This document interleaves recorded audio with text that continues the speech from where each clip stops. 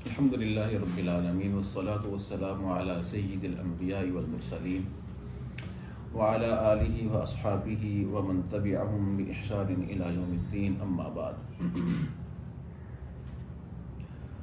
ہماری یہ کلاس دو حصوں پر مشتمل ہوا کرے گی۔ ایک تو جو پہلے سے ہماری روٹین چل رہی ہے، یہ عمدۃ الاحکام ہے، اسے ہم سبقاً پڑھ رہے ہیں۔ اس کی ہم نے 10 احادیث پڑھ لی ہیں، تو اس کو ہر ہمارے سیشن میں 1 یا 2 احادیث اور ان کی تشریح ہم پڑھتے ہیں۔ اور دوسرا اس کا جو حصہ ہے ہماری سیشن کا، ہفتہ وار سیشن کا، وہ یہ ہے کہ یہ ایک کتاب ہے دوائے شافی، تو اس کا لیکچر ہوا کرے گا۔ اس کو ہم سبقاً نہیں پڑھیں گے۔ پہلے تو ارادہ یہی تھا کہ اس کو بھی سبقاً پڑھ لیا جائے، لیکن پھر مجھے یہ زیادہ بہتر محسوس ہوا کہ اس کو سبقاً پڑھنے کی بجائے اس کا کچھ صفحات کا مطالعہ کر کے ان کا خلاصہ، ان کا نبذہ اور ان کا جو ما حاصل ہے وہ میں آپ کے سامنے رکھ دیا کروں گا۔ تو آج ہم اس کتاب کا تعارف کریں گے کہ یہ کیا چیز ہے۔ اس کتاب کا نام ہے الجواب الکافی لمن سأل عن دواء الشافی۔ الجواب الکافی یعنی مکمل تسلی بخش جواب، لمن سأل عن دواء الشافی، اس کے لیے جو دوائے شافی کا سوال کرے، جو شفا والی دوا مانگے، اس کے لیے یہ کتاب ایک مکمل جواب ہے۔ کس چیز کی دوا چاہیے ہے، کس چیز کی دوا اس کتاب میں ہے، جس کے لیے اس کو تحریر اور تصنیف کیا گیا ہے۔ دیکھیں، اس دنیا میں رہتے ہوئے انسان کئی طرح کی بیماریوں کا شکار ہو سکتا ہے۔ روحانی بھی ہو سکتی ہیں، جسمانی بھی ہو سکتی ہیں۔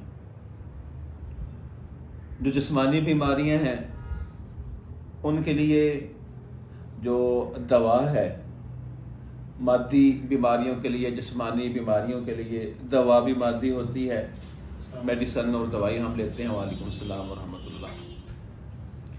اور جو روحانی بیماریاں ہیں ان کے لیے جو علاج ہے اور جو دوا ہے وہ بھی روحانی ہے۔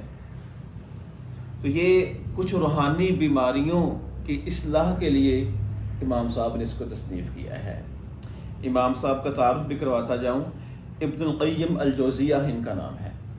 ابن تیمیہ کا نام آپ نے سنا ہوگا، جو دین اسلام کے بڑے بلند پایا عالم اور سکالر تھے اور بہت نام ہے ان کا۔ ان کے شاگرد ہیں ابن القیم۔ انہی کے ساتھ، امام ابن تیمیہ کے ساتھ ہی ان کی شاگردی میں رہے، ان سے علوم و فنون کو سیکھا، ان کے ساتھ جہاد بھی کیا، ان کے ساتھ قید و بند کے اندر بھی رہے۔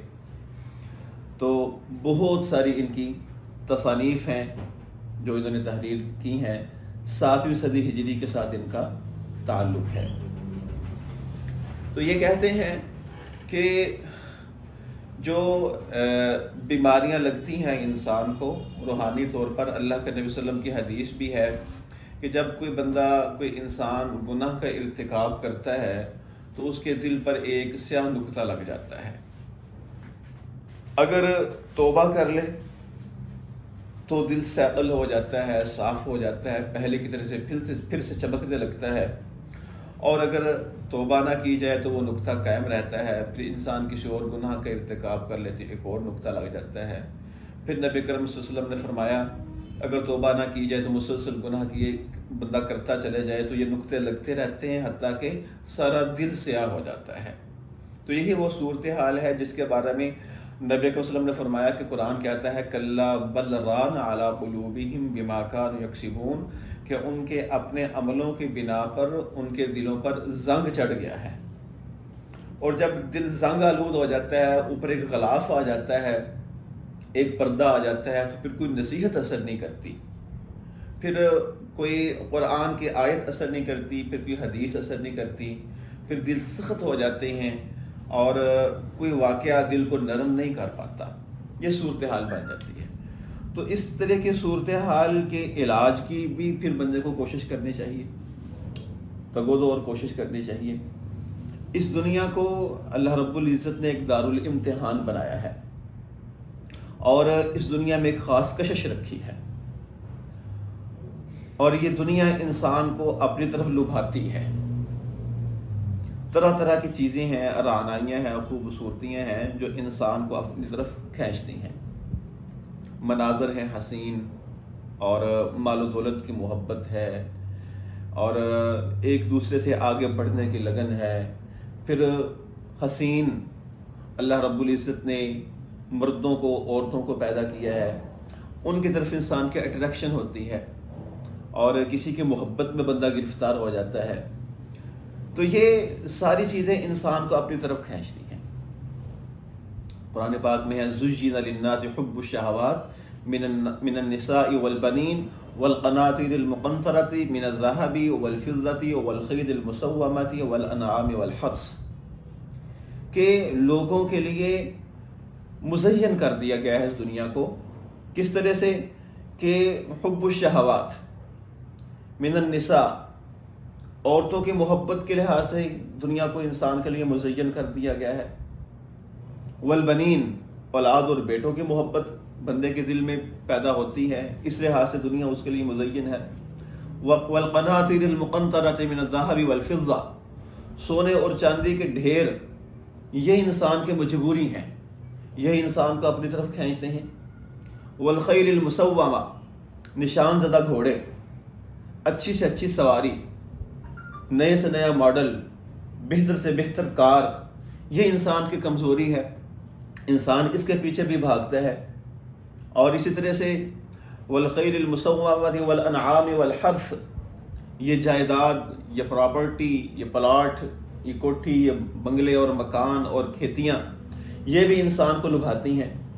تو یہ سب کچھ جو ہے وہ ان سب کی محبت، ان سب کی طرف اٹریکشن اللہ رب العزت نے انسان کے دل میں پیدا کر رکھی ہے، اور یہ سب انسان کے آزمائش کے لیے ہے۔ اور اللہ تعالیٰ فرماتے ہیں ذالک متاع الحیات الدنیا، یہ سب کا سب دنیا کا سامان ہے، اور واللہ عندہ حسن المآب، اس کے بدلے میں جو اللہ کے پاس ہے وہ بہت ہی بہتر ہے، وہ اس سے کہیں زیادہ ہے، کہیں اچھا ہے۔ اب مسئلہ کیا پیدا ہوتا ہے؟ بیماری کیا ہے؟ بیماری یہ ہوتی ہے کہ ان میں سے کسی ایک چیز کی محبت انسان کے دل میں اس قدر جاں گزین ہو جاتی ہے، اتنی بیٹھ جاتی ہے، پکی ہو جاتی ہے کہ اس کے پیچھے انسان اپنی آخرت کو بھول جاتا ہے۔ جب ان میں سے کسی چیز کی محبت، وہ عورتوں کی محبت ہو، خوبرو لڑکیوں کی محبت ہو، لڑکیوں کے لیے کسی لڑکے کی محبت ہو، یا مال و دولت کی محبت ہو، یا اچھے سے اچھے مکان، پراپرٹی کی محبت، جائیداد کی محبت ہو، اور مقابلہ بازی کی فضا ہو، ایک دوسرے سے آگے بڑھنے کی لگن ہو، ان میں سے کسی ایک چیز کی محبت جب انسان کے دل میں اتنی بڑھ جائے کہ باقی چیزوں کو انسان بھول جائے، اپنی آخرت کو، اصل گھر کو بھول جائے، تو یہ بیماری ہے۔ اگر ایسی صورتحال نہ ہو تو ان چیزوں سے لطف اندوز ہونا شریعت کے دائروں کے اندر رہ کر وہ کوئی منع نہیں ہے۔ قل من حرم زینۃ اللہ التی اخرج لعبادہ والطیبات من الرزق، مطلب ہے کہ یہ دو انتہائی ہیں۔ ایک انتہا یہ ہے کہ بندہ ان چیزوں میں سے یا ان میں سے کسی ایک چیز کے پیچھے لگ کر سب کچھ بھول جائے، یہ ایک انتہا ہے۔ اور دوسری انتہا یہ ہے کہ بندہ ان سب کو چھوڑ کر ویسے ہی کنارہ کش ہو جائے، ملنگ بن جائے، یہ بھی ایک انتہا ہے۔ اس انتہا کے بارے میں قرآن کہتا ہے کل من حرم زینت اللہ، ذرا ان سے پوچھو جو اللہ نے زینت پیدا کی ہے اس کو حرام کس نے کیا ہے؟ مطلب ہے کہ جب ہم یہ بات کرتے ہیں کہ ان چیزوں کے پیچھے لگ کر ہم نے آخرت کو نہیں بھولنا، اس کا مطلب یہ نہیں ہے کہ ہم نے ان سب کو لات مار دینی ہے اور ناز و نعم کو چھوڑ دینا ہے، نہیں، یہ بھی ایک کفران نعمت ہے۔ من حرم زینت اللہ التی اخرج لعبادہ والطیبات من الرزق، جو اللہ نے عمدہ چیزیں پیدا کی ہیں ان کو حرام کس نے کیا ہے؟ وَأَمَّا بِنِعْمَةِ رَبِّكَ فَحَدِّثْ، اگر اللہ رب العزت نے بندے کو عطا کیا ہے، دیا ہے، تو اس کے آثار اس کے جسم پر نظر آنے چاہیے۔ یہ بھی ناشکری کی ایک صورت ہے کہ بندے کے پاس سارا کچھ موجود بھی ہو لیکن پھر بھی اس کا لباس پرا گندہ ہو، اچھی سواری لے سکتا ہے لیکن اچھی سواری نہ لے۔ ایک انتہا یہ ہے کہ بندہ جو کفران نعمت کی طرف چلا جائے، اور ایک انتہا یہ ہے کہ بندہ ان کے پیچھے اس انداز سے دوڑ پڑے، اس انداز سے ان کے اندر الجھ جائے کہ اپنی آخرت کو بھلا بیٹھے۔ تو ان کے درمیان جو ہے وہ اعتدال والا رستہ ہے، ان کے درمیان میں اعتدال والا رستہ ہے جس پر چل کر انسان جو ہے وہ کامیاب ہو سکتا ہے کہ ان چیزوں سے لطف اندوز بھی ہو اور ان تمام چیزوں کو اپنی آخرت کے بنانے کا ذریعہ بنائے، ان چیزوں کے ذریعے اپنی آخرت کو سنوارے۔ اللہ نے کوئی نعمت دی، اس پر اللہ کا شکر ادا کرے، ٹھیک ہے، اور اس نعمت کے اندر الجھ کر اپنی آخرت کو نہ بھولے۔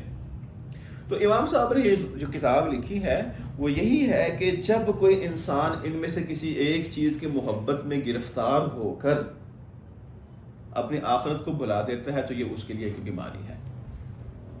خاص کر یہ جو ان تمام چیزوں میں سے عورتوں کی محبت ہے، لڑکیوں کی محبت ہے، حسیناؤں کی محبت ہے، یہ جو عشق اور محبت کی داستانیں ہیں، اس کے بارے میں امام صاحب نے یہ کتاب لکھی ہے کہ یہ بیماری ایسی بیماری ہے جب انسان کو لگ جاتی ہے تو اس کو کسی کام کا نہیں چھوڑتی، نہ صرف آخرت بلکہ دنیا بھی اس کے برباد ہو جاتی ہے، بدنام ہو جاتا ہے، کسی کام کا نہیں رہتا، ذلیل و رسوا ہو جاتا ہے دنیا کے اندر بھی، وہ مطلب اس کا جو انجام ہے وہ قابل عبرت ہوتا ہے، اور آخرت بھی اس کی تباہ و برباد ہو جاتی ہے۔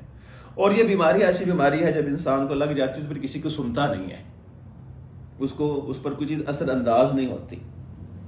تو اس بنا پر کسی نے ان سے سوال کیا کہ یہ جو بیماری ہے، عشق کی بیماری ہے، یہ جو محبت کی بیماری، اس کا علاج کیا ہے؟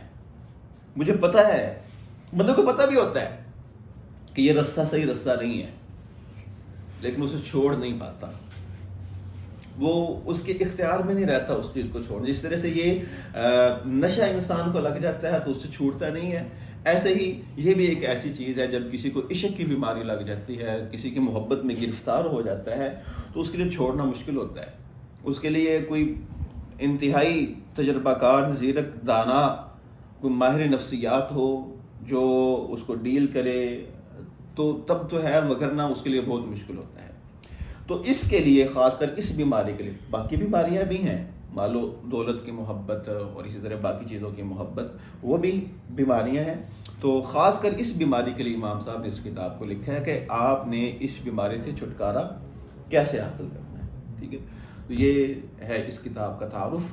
تو ہم چونکہ نوجوان ہیں اور نوجوانی کے اندر اس بیماری کے لگنے کا امکان زیادہ ہوتا ہے، تو اس لیے ہم اس کو جو ہے وہ سبقن تو نہیں، لیکن اس انداز سے لیکچر کے انداز میں پڑھیں گے اور دیکھیں گے کہ ہم اس طرح کی بیماری سے کیسے بچ سکتے ہیں، اور کسی درجے میں یہ کوئی ایسی بات نہیں، ان کیفیات سے انسان، اللہ رب العزت نے انسان کے سینے میں دل رکھا ہے، ایسے حالات سے بندہ دو چار ہوتا ہے، تو آخری درجہ نہ صحیح لیکن کسی نہ کسی درجے میں ہم سب اس میں مبتلا ہو سکتے ہیں، ٹھیک ہے۔ تو اس لیے ہمیں پتہ ہونا چاہیے کہ بجائے اس کے کہ ہم اس بیماری کے اندر بڑھتے چلے جائیں، تو ہم نے اپنا علاج کیسے کرنا ہے اور اپنے آپ کو اس بیماری سے بچانا کیسے ہے۔ تو یہ اس کا کتاب کا تعارف ہے، باقی انشاءاللہ پھر اس کو ہم آگے چلیں گے نیکسٹ لیکچر کے اندر۔